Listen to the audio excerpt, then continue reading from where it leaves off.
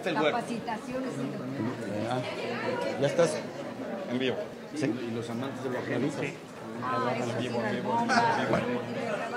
Bueno, pues estamos aquí en el complejo administrativo, justamente en el auditorio Luis Barreda, donde pues el gobernador José Ignacio Peralta acaba de hacer aquí la entrega de reconocimientos. Vamos a platicar con él para ver qué comentarios tiene en torno a condiciones que se están dando y sucediendo en el país. Él pues, obviamente pues, está recibiendo el saludo, el afecto de personas que pues aprovechando por aquí anda y una vez pues, están viendo con él algún tipo de acción.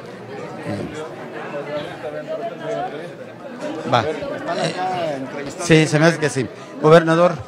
Hace unos días el secretario de Hacienda, Carlos Ursúa Macías, recomendó a los gobernadores que crean impuestos estatales para compensar el recorte presupuestal. ¿Tomaría usted esta medida precisamente para solventar este gasto que no se recibió?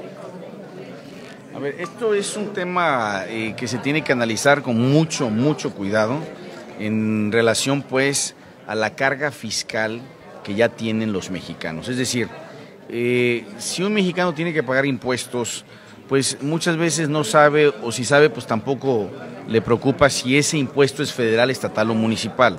Lo importante es que finalmente es una erogación para ese ciudadano. Entonces, lo que se tiene que analizar es la carga fiscal completa y no la carga fiscal por nivel de gobierno. Porque si la carga fiscal que ya traen los ciudadanos de impuestos federales es muy alta, pues entonces ya no nos está dejando mucho espacio para poder agregar carga fiscal con impuestos estatales. Y cuando eso sucede, pues entonces se tienen que redistribuir esos ingresos a través de otros mecanismos, como lo es en México el Fondo General de Participaciones. De tal manera que se tiene que hacer un análisis no de la carga fiscal existente de impuestos estatales, sino de la carga fiscal global y ver si el gobierno federal no se está agotando ya toda la carga fiscal y ya no está dejando espacios para poder pues poner impuestos a nivel estado. Es un tema que hay que hacer. En mi percepción, la carga fiscal federal ya es muy alta y yo lo que le pediría al secretario de Hacienda es pues que reduzcan los impuestos federales para que liberen carga fiscal, que entonces podamos nosotros cobrar. Al final del día, los ciudadanos deben de estar pagando exactamente lo mismo, ¿no? Si ese es el mecanismo de redistribución, lo único que haría es reducir los impuestos federales y nos envía a nosotros un trabajo recaudatorio que yo no tengo ningún problema en hacer, pero sí necesitamos que se libere carga fiscal. Ahora, gobernador, siempre hemos sabido que el puerto de Manzanillo genera la mayor contribución hacia el país con los impuestos que se cobran por aduana, pero siempre se ha hablado de querer una parte de ese pastel fiscal que definitivo no vemos le llegue a los gobiernos de los estados, particularmente al gobierno de Colima. ¿Se retomaría el tema de pedir que ese porcentaje que se está cobrando allá algo salpique para lo que es las finanzas estatales? Bueno, ese es un tema, en primer lugar, que siempre se ha manejado para que las entidades federativas en donde se tienen aduanas recaudatorias de aranceles de comercio internacional, pues también puedan beneficiarse de los ingresos que ahí se generen.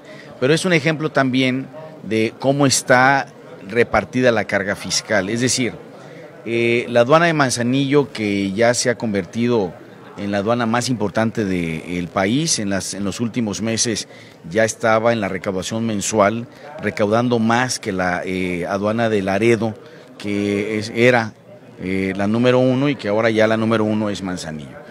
Lo que recauda la aduana de Manzanillo en un año es más de 5 veces el presupuesto del gobierno del estado de un año completo, ¿sí? Es decir, la aduana recauda en un año lo que gasta el gobierno del estado en 5 años. De ese tamaño es la diferencia entre la carga fiscal de impuestos federales y la capacidad que tenemos los gobiernos estatales. No es un problema de falta de voluntad, ni es un problema de que no queramos poner impuestos o que le tengamos temor a poner impuestos o que no queramos hacer una chamba recaudatoria. No va por ahí. El tema es analizar si realmente la carga fiscal federal es lo suficientemente alta como para que le permita espacio a poner impuestos estatales. Y si no, pues entonces que se redistribuyan los ingresos que se generan ya por la Federación. Y el ejemplo es la aduana. La aduana está recaudando en un año lo que nosotros gastamos como gasto total, incluyendo nóminas, incluyendo obra, incluyendo servicios, etcétera, en 5 años. De ese tamaño es la diferencia y pues se tiene que hacer un análisis primero de cómo se está repartiendo el recurso que se está recaudando con una alta carga fiscal de impuestos federales a los ciudadanos. Lo mismo pasaría con la caseta de cobre de Cuyutlán, que de alguna manera, ¿por qué no la reclama el Estado? Pues para, en tal caso, administrar el Estado. Y no sabemos ni cuánto ellos perciben, cuánto es verdaderamente el mantenimiento. Vaya, no se sabe nada, se quedan con todo.